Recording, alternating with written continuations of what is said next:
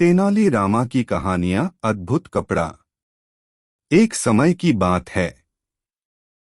राजा कृष्णदेव राय विजयनगर में दरबार लगाकर बैठे थे। उसी समय दरबार में एक सुंदर महिला एक बक्सा लेकर आई। उस बक्से में एक मखमली साड़ी थी, जिसे निकालकर वह दरबार में राजा और सभी दरबारियों को दिखाने लगी। साड़ी इतनी सुंदर थी कि जो भी उसे देखता वह हैरान रह जाता। राजा कृष्णदेव राय ने महिला की बात मान ली और उसे धन दे दिया। महिला ने साड़ी तैयार करने के लिए 1 साल का समय मांगा। इसके बाद वह महिला साड़ी बुनने वाले अपने कारीगरों के साथ राजा के महल में रहने लगी और साड़ी की बुनाई करने लगी। इस दौरान उस महिला व कारीगरों के खाने पीने से लेकर तमाम खर्चे राजमहल ही उठाता था। इसी तरह 1 साल का समय निकल गया। फिर राजा ने अपने मंत्रियों को उस साड़ी को देखने के लिए उस महिला के पास भेजा। जब मंत्री कारीगर के पास गए तो वह देखकर हैरान रह गए। वहां 2 कारीगर बिना किसी धागे या कपड़े के कुछ बुन रहे थे। Report add. महिला ने बताया कि उसके कारीगर राजा के लिए साड़ी बुन रहे हैं, लेकिन मंत्रियों ने बताया कि उन्हें कोई साड़ी दिखाई नहीं दे रही है। इस पर उस महिला ने कहा कि यह साड़ी सिर्फ वही लोग देख सकते हैं जिनका मन साफ हो और जीवन में उन्होंने कोई पाप न किया हो। महिला की यह बात सुनकर राजा के मंत्री परेशान हो गए। उन्होंने बहाना बनाते हुए उस महिला से कहा कि उन्होंने वह साड़ी देख ली है और वो वहां से चले गए।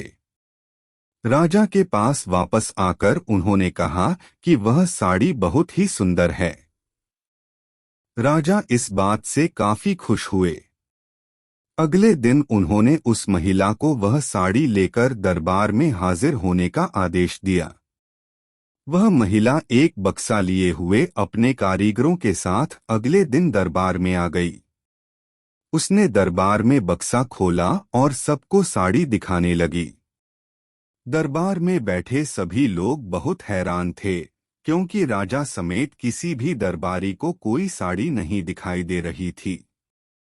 यह देखकर तेनालीराम ने राजा के कान में कहा कि उस महिला ने झूठ बोला है। वह सभी को बेवकूफ बना रही है। इसके बाद तेनालीराम ने उस महिला से कहा कि उन्हें या दरबार में बैठे किसी भी दरबारी को यह साड़ी दिखाई नहीं दे रही है। तेनालीराम की यह बात सुनकर महिला ने कहा कि यह साड़ी सिर्फ उसी को दिखाई देगी जिसका मन साफ होगा और उसने कोई पाप न किया हो। महिला की इस बात को सुनकर तेनालीराम के मन में एक योजना आई। उन्होंने उस महिला से कहा, राजा चाहते हैं कि तुम खुद उस साड़ी को पहनकर दरबार में आओ और सभी को वह साड़ी दिखाओ। तेनालीराम की यह बात सुनकर वह महिला राजा के सामने माफी मांगने लगी। उसने राजा को सब सच सच बता दिया कि उसने कोई साड़ी नहीं बनाई है। वह सबको मूर्ख बना रही थी। महिला की बात सुनकर राजा को बहुत गुस्सा आया।